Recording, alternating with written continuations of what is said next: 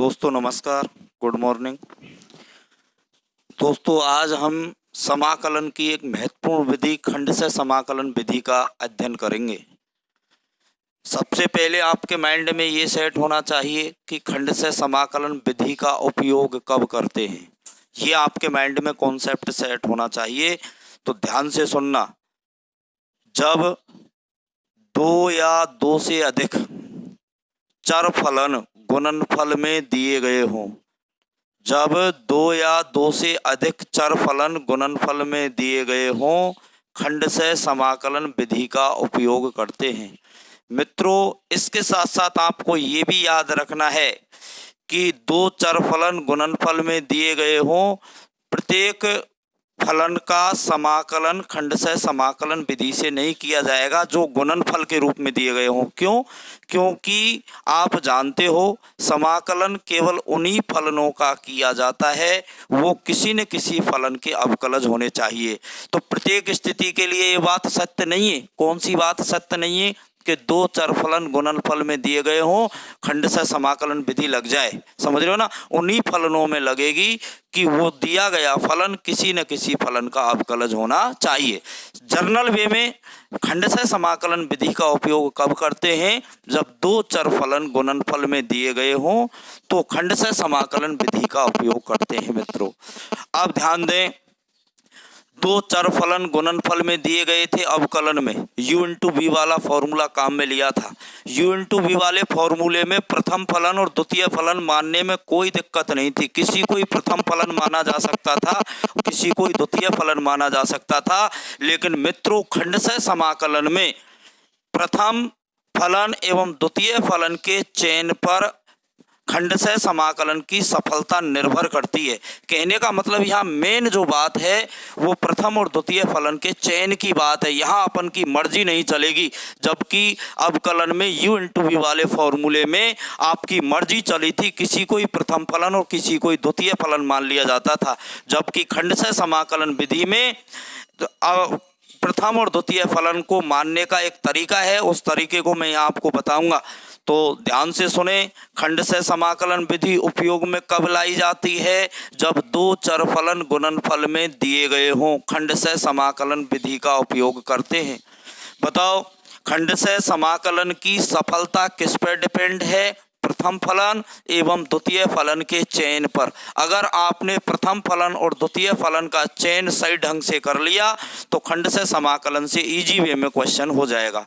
अब बात आती है कि खंड से समाकलन में प्रथम और द्वितीय फलन का चयन किस प्रकार करते हैं, कि प्रथम फलन किसे माने और द्वितीय फलन किसे माने। तो देखिए, इसका साधारण सा नियम है। क्या नियम है? सामान्यतया ध्यान से गौर करना है इस बात पे। सामान्यतया उस फलन को द्वितीय फलन मानते हैं जिसका आसानी से समाकलन किया जा सके। ध्यान रखें, सामान्यतया उस फलन को द्वितीय फलन मानते हैं जिसका आसानी से समाकलन किया जा सके, उसको द्वितीय फलन मानेंगे और बचा कुचा प्रथम फलन रह जाएगा। अब ध्यान देने वाली बात है कि ये तो हो गया इसका सामान्य नियम। किसको द्वितीय फलन माना जाएगा? किसको माना जाएगा?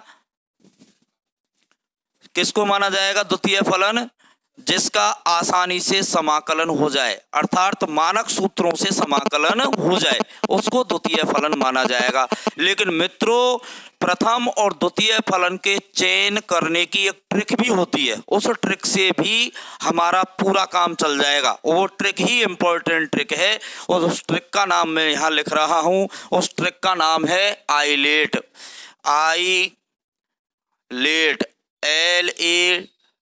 LATE, islet. आपको ये याद रखना है। इसके अकॉर्डिंग प्रथम और द्वितीय फलन का चयन कर लेंगे। तो दोस्तों, इस ट्रिक को आप याद करें। क्या है? आइलेट। प्रथम और द्वितीय फलन का चयन ट्रिक आइलेट के अनुसार किया जाता है। अगर आप उस बात में भी आप में भ्रम पैदा हो सकता है कि सामान्यतः उस फलन को द्वितीय फलन मानते हैं जिसका सामान्य तो उस फलन को द्वितीय फलन मानते हैं जिसका आसानी से समाकलन किया जा सके। इस बात में शक हो सकता है, माइंड में थोड़ा सा कॉन्क्लूजन हो सकता है, लेकिन ये ट्रिक आप उस कॉन्क्लूजन को दूर कर देगी। तो इस ट्रिक को याद करना है। प्रथम और द्वितीय फलन के चयन में ये ट्रिक है आइलेट, ILATE। आइलेट के क्रमानुसार प्रथम और द्वितीय फलन का चयन करते हैं। मित्रों, अब समझना है कि आई का मतलब क्या है, एल का मतलब क्या है, ए का मतलब क्या है, टी का मतलब क्या है और ई का मतलब क्या है। तो देखिए, आई का मतलब होता है, आई का मतलब है इनवर्स ट्रिग्नोमेट्री फंक्शन। आई का मतलब, आई से स्टार्ट है, inverse trigonometry function, inverse trigonometry function. अब इनवर्स ट्रिग्नोमेट्री फंक्शनों के बारे में आप जानते ही हो, कौन कौन से, जैसे कौन से होते हैं इनवर्स फलन, sine inverse x, cos inverse x, tan inverse x, cot inverse x, sec inverse x, cosec inverse x. I का मतलब समझ में आ गया। उसके बाद देखिए एल का मतलब क्या होता है। एल का मतलब होता है logarithm, logarithm function. Logarithm function का मतलब लॉग, ध्यान दें, log x, log by, log x plus 1, इस तरह से लॉग। आई का मतलब इनवर्स ट्रिग्नोमेट्री फंक्शन, एल का मतलब लॉग, आप इस तरह से याद रख लें। ए का मतलब एलजेब्रिक फंक्शन, एलजेब्रिक फंक्शन। अब एलजेब्रिक का मतलब होता है बीजीय फलन। बीजीय फलन का मतलब एक्स, जैसे ध्यान दें, जैसे लिख दिया मैंने यहाँ एक्स, एक्स स्क्वायर, समझ रहे हो ना, एक्स प्लस 1, इस तरह के बीजीय पद। उसके बाद टी, टी का मतलब होता है ट्रिग्नोमेट्री फंक्शन, जो साधारण त्रिकोणमिति फलन है। टी का मतलब है ट्रिग्नोमेट्री फंक्शन, और ट्रिग्नोमेट्री फंक्शन का मतलब है जैसे sine x, cos x, tan x, cot x, sec x, cosec x. और उसके बाद आता है ई। ई का मतलब होता है exponential function, exponential function, exponential function. और एक्सपोनेंशियल फंक्शन को हिंदी में कहते हैं दोस्तों चरघातांकीय फलन। और चरघातांकीय फलन ये होते हैं e की पावर x, a की पावर x, 2 की पावर x etc। तो समझ में आ जाना चाहिए। देखिए, प्रथम एवं द्वितीय फलन का चयन आइलेट के क्रमानुसार करते हैं। आप इस नियम को याद रख लें। एक बार फिर सुनो, खंडशः समाकलन विधि का उपयोग कब करते हैं, जब दो चर फलन गुणनफल में दिए गए हों। उसके बाद खंडशः समाकलन की सफलता किस पर डिपेंड है, प्रथम और द्वितीय फलन के चयन पर।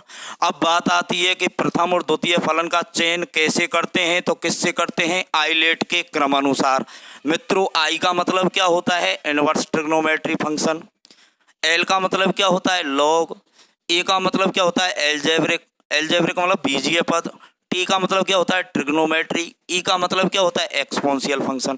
अब मित्रों, इसमें जो पहले आ रहा है, इसमें जो पहले आ रहा है वो प्रथम फलन, और बाद में आ रहा है वो द्वितीय फलन माना जाएगा।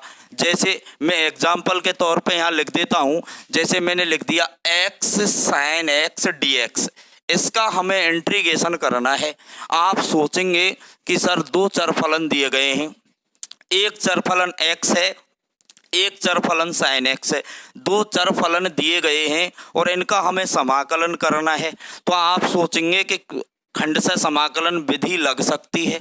अब खंडशः समाकलन विधि लग सकती है, इसके साथ साथ आप ये सोचेंगे कि खंडशः समाकलन की सफलता प्रथम और द्वितीय फलन के चयन पर निर्भर करती है। अब चयन किससे करते हैं, आइलेट से। अब आइलेट में आप देखेंगे x का मतलब एलजेब्रिक है, ये एलजेब्रिक, और साइन एक्स का मतलब ट्रिग्नोमेट्री है। तो बताओ एलजेब्रिक पहले आ रहा है या ट्रिग्नोमेट्री? एलजेब्रिक पहले आ रहा है, इसलिए एक्स को प्रथम फलन माना जाएगा और साइन एक्स को द्वितीय फलन माना जाएगा। मित्रों आपको यहाँ ध्यान रखना है, ऐसा कभी नहीं होगा कि साइन एक्स को प्रथम फलन मान लें और एक्स को द्वितीय फलन मान लें, क्योंकि खंडशः समाकलन की सफलता प्रथम और द्वितीय फलन के चयन पर निर्भर करती है। ये इंपॉर्टेंट बात है, तो समझने का प्रयास करना। जैसे मैंने क्वेश्चन और लिख दिया, x log x dx, मैंने ये क्वेश्चन लिख दिया और आपसे कहा जाए कि भाई इस क्वेश्चन को कीजिए, तो आप सोचेंगे कि दो चर फलन दिए गए हैं, खंडशः समाकलन विधि लग सकती है। अब खंडशः समाकलन विधि लग रही है तो खंडशः समाकलन की सफलता प्रथम और द्वितीय फलन के चयन पर निर्भर करती है। अब देखिए चयन किससे करते हैं? आइलेट के क्रमानुसार। आइलेट में जो पहले आता है वो प्रथम फलन, बाद में आता है वो द्वितीय फलन। तो देखिए x एल्जेब्रिक फलन है, log x लॉगरिथम फंक्शन है, तो बताओ आइलेट में पहले log आ रहा है उसके बाद x आ रहा है, तो ध्यान दें यहाँ log x को प्रथम फलन माना जाएगा और x को द्वितीय फलन माना जाएगा। तो दोस्तों ये बात समझने की है, समझ में आ गई होगी, मैं ऐसी आशा करता हूँ। तो ध्यान दें, एक बार फिर समझ लें, वेरी इंपॉर्टेंट कॉन्सेप्ट है। खंडशः समाकलन विधि का उपयोग दो चरफलन गुणनफल में दिए गए हों करते हैं। खंडशः समाकलन की सफलता प्रथम और द्वितीय फलन के चयन पर निर्भर करती है। मित्रों प्रथम और द्वितीय फलन का चयन आइलेट के क्रमानुसार की जाती है। आइलेट में जो पहले आता है उसको प्रथम फलन, बाद में आता है उसको द्वितीय फलन मान लिया जाता है। अब एक स्टेप और समझना है आपको। अब प्रथम हमने देखिए, जैसे मैंने यहाँ दो क्वेश्चन लिखे, दोनों क्वेश्चनों में आपने ये पता लगा लिया कि खंडशः समाकलन विधि लगेगी। इसके साथ साथ आपने दोनों क्वेश्चनों में ये भी पता लगा लिया कि प्रथम फलन कौन सा है, द्वितीय फलन कौन सा है। उसके बाद इसका फॉर्मूला है। मित्रों फॉर्मूला आपको याद रखना है, वैसे इस फॉर्मूले का डेरिवेशन भी है लेकिन कोई काम का नहीं है, आप डायरेक्ट याद करें। तो देखिए प्रथम और द्वितीय फलन के चयन करने के बाद आपको खंडशः समाकलन का एक फॉर्मूला याद रखना है। वो फॉर्मूला क्या है, उस फॉर्मूले को आपको गौर से समझना है। तो देखिए ध्यान देना, माना दो फलन, एक फलन u है एक फलन v है, दोनों ही चर फलन हैं और इनका हम समाकलन करना चाह रहे हैं x के सापेक्ष। तो ध्यान देना इसका जो फॉर्मूला होगा, ये दोनों के दोनों चर हैं, समझना है u भी चर है और v भी चर है। दो चर फलन गुणनफल में दिए गए हो, समाकलन करना हो, प्रथम और द्वितीय फलन का चयन कर लेंगे।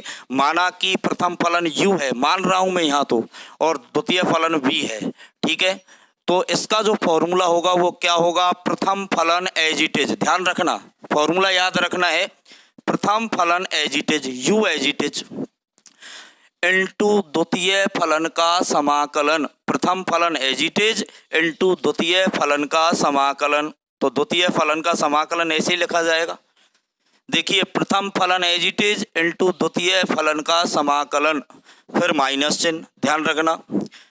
देखिए प्रथम फलन एज इट इज इंटू द्वितीय फलन का समाकलन माइनस प्रथम फलन का अवकलन, प्रथम फलन का अवकलन, ये ऐसे लिखा जाएगा, प्रथम फलन का अवकलन इंटू द्वितीय फलन का समाकलन, इंटू द्वितीय फलन का समाकलन ऐसे लिखा जाएगा, का होल समाकलन, होल समाकलन इन दोनों का, यहाँ इंटीग्रेशन और dx, ये फॉर्मूला है। मित्रों आपको ये फॉर्मूला याद करना है। खंडशः समाकलन विधि अगर किसी क्वेश्चन में लग रही है, प्रथम और द्वितीय फलन का आपने चयन कर लिया है, उसके बाद ये फॉर्मूला लगाया जाएगा, क्या है, प्रथम फलन एज इट इज इंटू द्वितीय फलन का समाकलन माइनस प्रथम फलन का अवकलन इंटू द्वितीय फलन का समाकलन का होल समाकलन। इस तरह से याद रखना है। कहने का मतलब अगर इसको हिंदी में लिखें अपन, तो देखिए हिंदी में इस तरह से लिखा जा सकता है, प्रथम फलन एज इट इज, मतलब प्रथम फलन एज इट इज लिख दिया, प्रथम फलन गुणा द्वितीय फलन का समाकलन, द्वितीय फलन का समाकलन, द्वितीय फलन का समाकलन, प्रथम फलन एज इट इज इंटू द्वितीय फलन का समाकलन माइनस प्रथम फलन का अवकलन, प्रथम फलन का अवकलन इंटू द्वितीय फलन का समाकलन, द्वितीय फलन का समाकलन, द्वितीय फलन का समाकलन का समाकलन, समाकलन का समाकलन।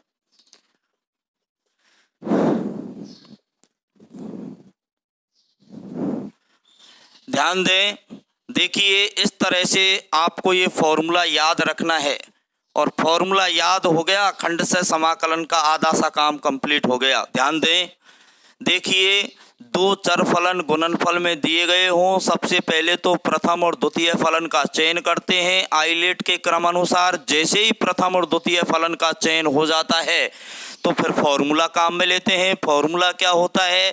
प्रथम फलन एज इट इज इंटू द्वितीय फलन का समाकलन माइनस प्रथम फलन का अवकलन इंटू द्वितीय फलन का समाकलन। तो इस तरह से आपको ये याद रखना है। अब मित्रों ध्यान देना है, इसके साथ साथ खंडशः समाकलन में एक दो बात और याद रखनी पड़ेंगी आपको।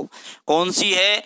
जब मैंने आपको अवकलन की तुलना से समाकलन के मानक सूत्र पढ़ाए थे तो उसमें 11 सूत्र नहीं आए थे। कौन कौन से थे? tan x का इंटीग्रेशन नहीं आया, cot x का इंटीग्रेशन नहीं आया, sec x का इंटीग्रेशन नहीं आया, cosec x का इंटीग्रेशन नहीं आया।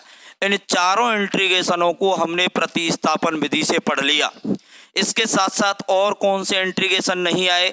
साइन इनवर्स एक्स नहीं आया, कॉस इनवर्स एक्स नहीं आया, टेन इनवर्स एक्स नहीं आया, कॉट इनवर्स एक्स भी नहीं आया, सेक इनवर्स एक्स भी नहीं आया, कोसेक इनवर्स एक्स भी नहीं आया। तो कहने का मतलब इनवर्स ट्रिग्नोमेट्री फंक्शन भी नहीं आए 6 और लॉग एक्स का नहीं आया था।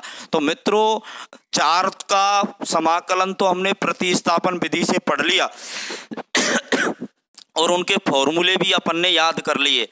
अब उसके बाद हमने परमेय बीजीय भिन्नों का समाकलन पढ़ा आंशिक भिन्नों द्वारा, तो उसमें भी ये काम मतलब कॉन्सेप्ट नहीं आए। तो अब खंडशः समाकलन विधि में ये कॉन्सेप्ट आएंगे। तो ध्यान दें, ध्यान देना, यह दोनों बातों को आपको याद रखना है। यदि log x का समाकलन करना हो, क्योंकि log x का समाकलन अभी हमें करना है, log x का समाकलन करना हो तो log x single log x है, ध्यान रखना, इसको भी समझना है इस बात को आपको। log x dx इसका हमें इंटीग्रेशन करना है और मैं कह रहा हूं कि इसमें खंडशः समाकलन विधि से इस क्वेश्चन को करेंगे। अब खंडशः समाकलन विधि से करेंगे तो दोस्तों आपके मन में एक विचार आ गया होगा कि साहब खंडशः समाकलन विधि में तो दो चर फलन गुणनफल में चाहिए, जबकि log x तो अकेला ही फलन है, इसलिए log x को यहाँ प्रथम फलन माना जाएगा और इकाई को द्वितीय फलन माना जाएगा। कहने का मतलब इसको यहाँ इस तरह से लिख लिया जाएगा, log x as it is into 1 dx लिखा जा सकता है। 1 से गुणा करने पर कोई इफेक्ट नहीं पड़ता है संख्या पर, तो ध्यान दें log x इंटू 1 dx। इसका मतलब क्या हो गया कि log x को प्रथम फलन माना जाएगा और 1 को द्वितीय फलन माना जाएगा और प्रथम और द्वितीय फलन मानने के बाद ये फॉर्मूला लग जाएगा, प्रथम फलन इंटू द्वितीय फलन का समाकलन माइनस प्रथम फलन का अवकलन इंटू द्वितीय फलन का समाकलन का होल समाकलन, ये फॉर्मूला लग जाएगा। तो ये बात आपको याद रखनी है, ये अतिरिक्त बात है, एक्स्ट्रा बात है। उसके बाद इनवर्स फलनों की चर्चा कर लेते हैं। साइन विधि से होगा, कॉस इनवर्स एक्स का समाकलन भी खंडशः समाकलन विधि से होगा। कहने का मतलब इनवर्स ट्रिग्नोमेट्री फंक्शन जितने भी हैं, 6 है इनवर्स ट्रिग्नोमेट्री फंक्शन, इनका समाकलन खंडशः समाकलन विधि से होगा। मित्रों आपके माइंड में फिर वही विचार आ जाएगा कि भाई खंडशः समाकलन विधि तो काम कब करती है? जब दो चर फलन गुणनफल में दिए गए हों। साइन इनवर्स एक्स तो अकेला फलन है, तो इसके लिए क्या करेंगे? वही काम करेंगे जो log x के साथ किया। क्या किया? जैसे आपको क्वेश्चन दे दिया जाए sign inverse x dx, sign inverse x dx, तो देखिए साइन इनवर्स एक्स का यदि आपको समाकलन करना है तो मित्रों आपको ये बात याद करनी है कि साइन इनवर्स एक्स का समाकलन खंडशः समाकलन विधि से किया जाएगा। अब खंडशः समाकलन विधि में दो फलन चाहिए, हमारे पास केवल एक फलन है, तो इसके लिए कैसे लिख दिया जाएगा? Sign inverse x into 1। कहने का मतलब साइन इनवर्स एक्स को प्रथम फलन माना जाएगा और 1 को द्वितीय फलन माना जाएगा। प्रथम और द्वितीय फलन मानने के बाद इस फॉर्मूले को लगा दिया जाएगा, प्रथम फलन एज इट इज इंटू द्वितीय फलन का समाकलन माइनस प्रथम फलन का अवकलन इंटू द्वितीय फलन का समाकलन। तो इस तरह से आपको ये कॉन्सेप्ट याद कर लेने हैं। खंडशः समाकलन की ये मूलभूत बातें हैं मित्रों। इसके साथ साथ आपको एक बात और याद रखनी है खंडशः समाकलन में। देखिए कई बार क्या होता है, कई क्वेश्चनों में तो एक बार ही खंडशः समाकलन का सूत्र लगाने से काम चल जाता है, एक बार में ही समाकलन का चिन्ह हट जाता है। आपको पता है या दो बार समाकलन का चिन्ह आ रहा है। कई क्वेश्चनों में तो एक बार ही फॉर्मूला लगाने के बाद अपन का आंसर आ जाता है, लेकिन कई क्वेश्चनों में आपको दो बार भी लगाना पड़ जाता है। समझ रहे हो ना? तो कहने वाला दो बार में हटता है समाकलन का चिन्ह। और इसके साथ साथ आपको याद रखना, ये आपके माइंड में रहनी चाहिए ये सारी बातें, कि एक बार में भी हो जाता है क्वेश्चन, वो अपने आप दिख जाता है क्वेश्चन को करते हैं जब, और कई बार दो बार समाकलन करना पड़ता है। और कई क्वेश्चंस ऐसे होते हैं उनमें समाकलन का चिन्ह हटता ही नहीं है, चाहे आप 90 बार ही कर लो। कहने का मतलब इसको कितनी बार फॉर्मूला लगा लें। तो उसके लिए आपको क्या करना है, उसके लिए आपको इंतजार करना है कि आप समाकलन आपने पहली बार किया फिर भी नहीं हटा, दूसरी बार समाकलन किया फिर भी समाकलन का चिन्ह नहीं हटा, तो आपको इंतजार करना है कि फलन की पुनरावृत्ति कौन सी बार में आ रही है। फलन की पुनरावृत्ति का मतलब है कि जो क्वेश्चन दिया गया है वो उसकी पुनरावृत्ति होगी ऐसे क्वेश्चनों में निश्चित रूप से। और ऐसे फलनों में या ऐसे समाकलन के क्वेश्चनों में यदि फलन की पुनरावृत्ति हो जाती है तो उसको वहीं रोक देना है, आगे समाकलन करने की जरूरत नहीं है, क्योंकि आगे भी समाकलन करेंगे तो वो समाकलन का चिन्ह हटेगा नहीं। इसलिए वहां तक आप इंतजार करेंगे समाकलन करते करते जहां तक फलन की पुनरावृत्ति नहीं हो जाए। कहने का मतलब वो फलन आ जाना चाहिए, क्वेश्चन जो दिया गया है वो आ जाना चाहिए, और क्वेश्चन आते ही उसके स्थान पर आई लिख दिया जाएगा, क्योंकि खंडशः समाकलन के जितने भी प्रश्न हैं उनको आप आई मान के करें। ऐसी आदत लगा लें, हैबिट बना लें कि किसके बराबर मान के करें, आई बराबर। जैसे यही क्वेश्चन करना है तो आई बराबर मान लें ताकि कोई दिक्कत नहीं। अब इसी फलन की पुनरावृत्ति अगर हो जाती है तो उसी के स्थान पर क्या लिख देना है, आई। उसके बाद जैसे ही फलन की पुनरावृत्ति हुई उसके स्थान पर आई लिख दिया। आई लिखने के बाद उसका पक्षांतरण करेंगे, पक्षांतरण करके एक आई तो इधर है ही, एक और आई इधर आ जाएगी, इस तरह से कैलकुलेशन हो जाएगी। तो मित्रों ये भी आपको माइंड में सेट करनी है। उसके बाद ध्यान दें, खंडशः समाकलन का पूरा कॉन्सेप्ट यही है, आपको ध्यान से समझना है। ये सारी बातें आपको गौर से पढ़नी है और नोट भी कर लेनी है। अब एक दो क्वेश्चन करते हैं, साधारण क्वेश्चन करते हैं। तो देखिए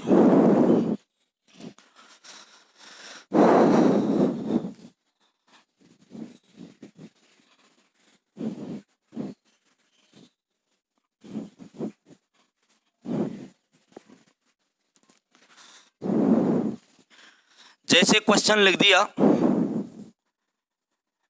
x cos x dx, ये क्वेश्चन हमें करना है। तो देखिए आप देखेंगे कि दो चर फलन गुणनफल में दिए गए हैं, खंडशः समाकलन विधि लग जाएगी। अब ध्यान देना है, प्रथम और द्वितीय फलन का चयन करना है। अब प्रथम और द्वितीय फलन का चयन किससे करते हैं, आइलेट के क्रमानुसार। तो आइलेट के क्रमानुसार x को प्रथम फलन, क्यों, एलजेब्रिक पहले आ रहा है ट्रिग्नोमेट्री से, यह ट्रिग्नोमेट्री फलन है। तो बताओ आइलेट के क्रमानुसार, यहां लिखा जाएगा ऐसे, आइलेट के क्रमानुसार x को प्रथम फलन। देखो फलन मानना ही इंपॉर्टेंट बात है, x को प्रथम फलन एवं cos x को द्वितीय फलन मानकर, cos x को द्वितीय फलन मानकर खंडशः समाकलन करने पर, खंडशः समाकलन करने पर, खंडशः समाकलन करने पर। अब खंडशः समाकलन करें तो ध्यान दें, अब सूत्र लगेगा। बताओ सूत्र लगेगा ना भाई। सबसे पहले तो आपने दिए गए क्वेश्चंस को देख के ये पता लगा लिया कि खंडशः समाकलन विधि लगेगी, फिर प्रथम और द्वितीय फलन का चयन कर लिया, फिर सूत्र ही तो लगेगा। तो सूत्र लगाओ, प्रथम फलन एज इट इज मतलब x एज इट इज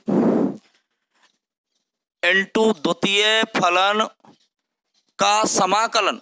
तो द्वितीय फलन क्या है, cos x, cos x का समाकलन ऐसे लिखा जाएगा, प्रथम फलन एज इट इज द्वितीय फलन का समाकलन माइनस प्रथम फलन का अवकलन।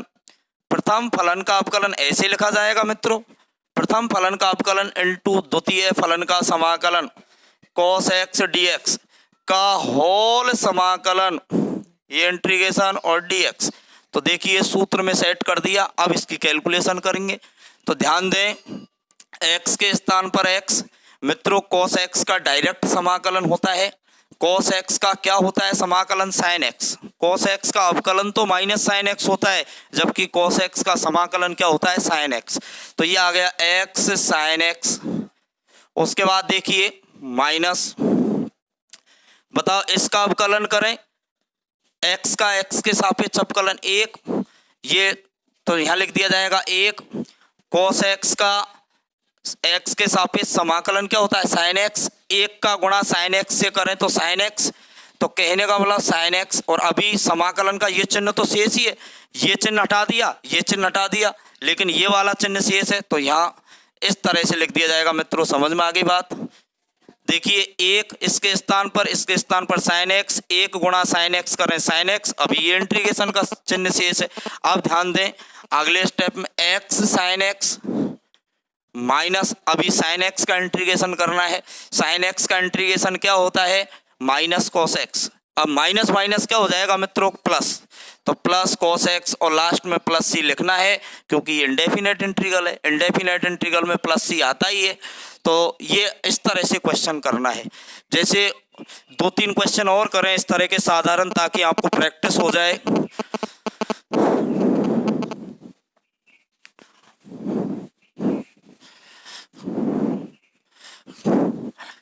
जैसे क्वेश्चन लिख लिया x log x dx, इसका हमें इंटीग्रेशन करना है। तो आप क्वेश्चन को देखते ही पता लगा लेंगे कि 2 चरफलन गुणनफल में दिए गए हैं, खंड से समाकलन विधि लगेगी। फिर खंड से समाकलन विधि लगेगी, तुरंत मन में कॉन्सेप्ट आएगा कि प्रथम और द्वितीय फलन का चयन करना है। प्रथम और द्वितीय फलन का चयन किससे करते हैं? आइलेट से। अब आइलेट में पहले कौन आ रहा है? लॉग, उसके बाद क्या आ रहा है? एक्स। तो आइलेट के क्रमानुसार लॉग एक्स को प्रथम फलन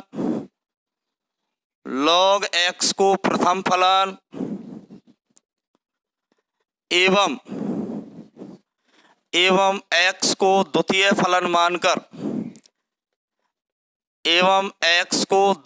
फलन मानकर खंड से समाकलन करने पर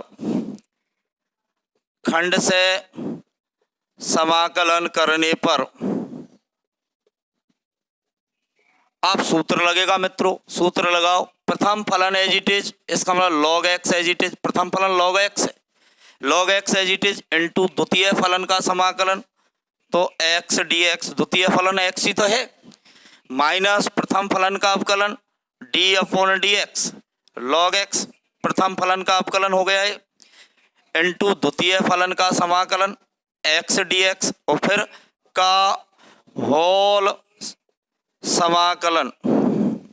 उसके बाद देखिए सूत्र में सेट कर दिया। अब कैलकुलेशन कर लें, समाकलन कर लें।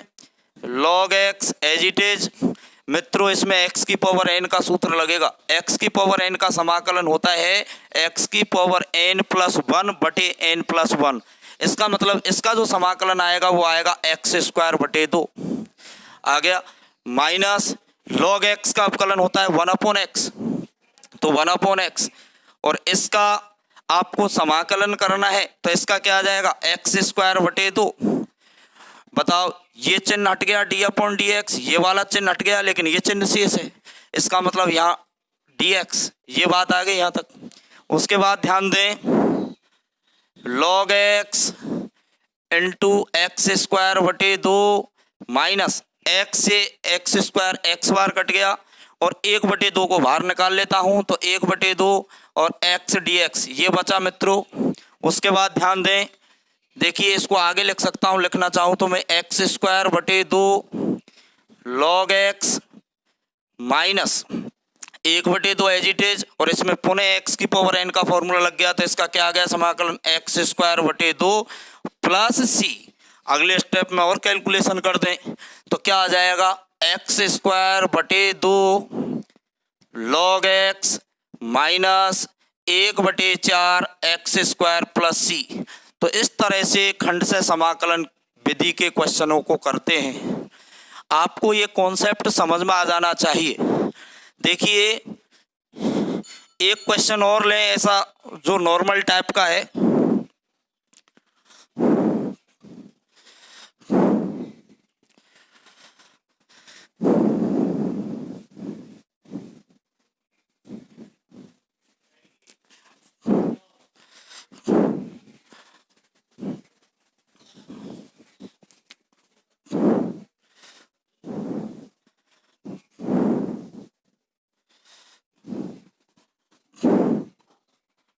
जैसे x tan inverse x dx, इसका हमें समाकलन करना है। आप देखेंगे कि दो चरफलन गुणनफल में दिए गए हैं, खंडशः समाकलन विधि लग जाएगी। खंडशः समाकलन विधि लगते ही आप प्रथम और द्वितीय फलन का चयन करेंगे। प्रथम और द्वितीय फलन का चयन आइलेट के क्रमानुसार होगा। तो आइलेट के क्रमानुसार करते हैं तो tan इनवर्स x को प्रथम फलन और x को द्वितीय फलन। तो यहाँ लिखा जाएगा आइलेट के क्रमानुसार,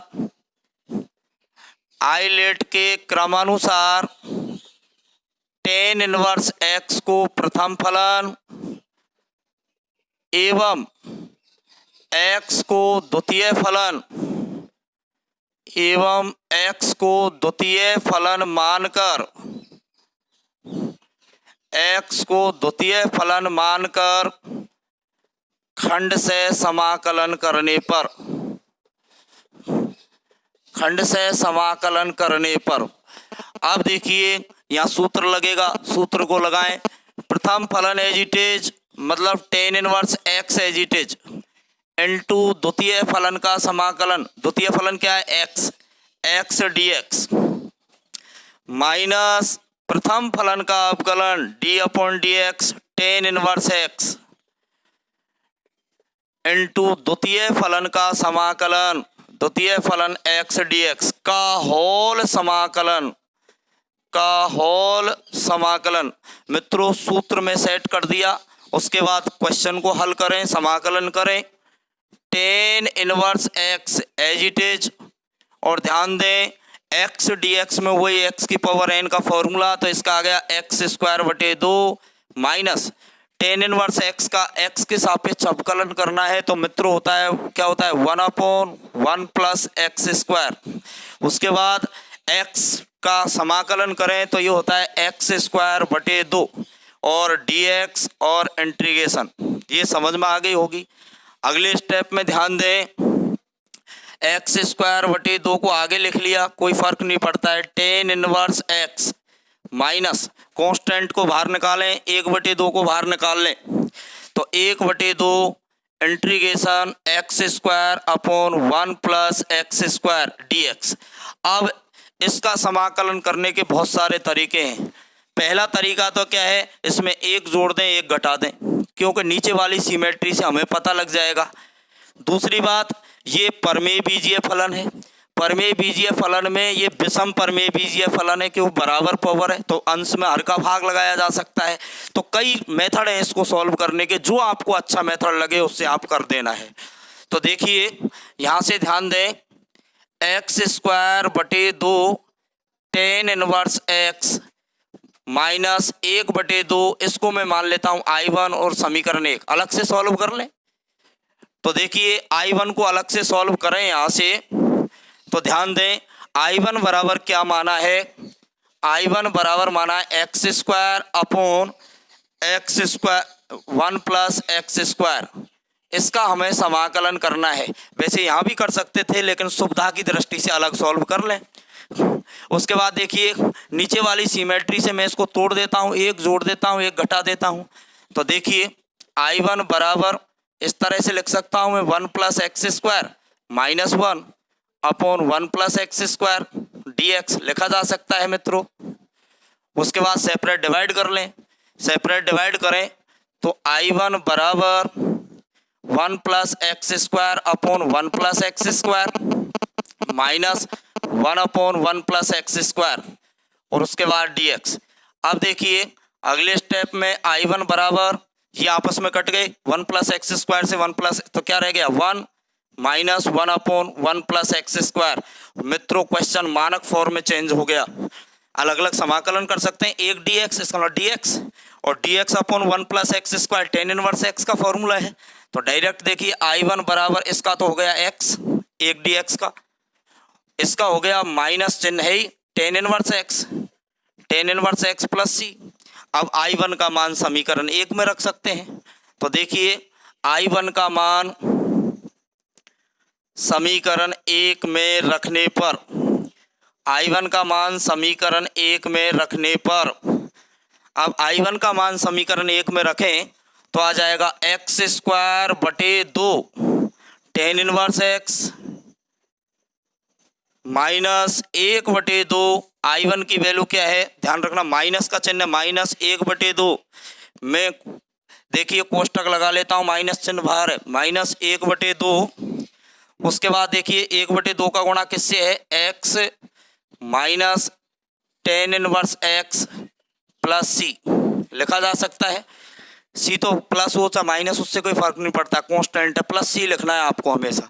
आप ध्यान दें, एक्स स्क्वायर बटे 2 टेन इनवर्स एक्स, ये हो जाएगा माइनस 1 बटे 2x प्लस 1 बटे 2 ten inverse x plus c. तो मित्रों इस तरह से इस क्वेश्चन को किया, गौर से इस क्वेश्चन को देखें और इसका स्क्रीनशॉट ले लें। इसके साथ साथ आपको ये भी ध्यान रखना है कि खंड से समाकलन विधि में, खंड से समाकलन विधि लगने के बाद प्रतिस्थापन विधि भी लग सकती है, आंशिक भिन्नों वाली भी लग सकती है। एक क्वेश्चन ऐसा भी हो सकता है जिसमें तीनों विधियां लग सकती हैं, वो आपको पहचानना है। तो मित्रों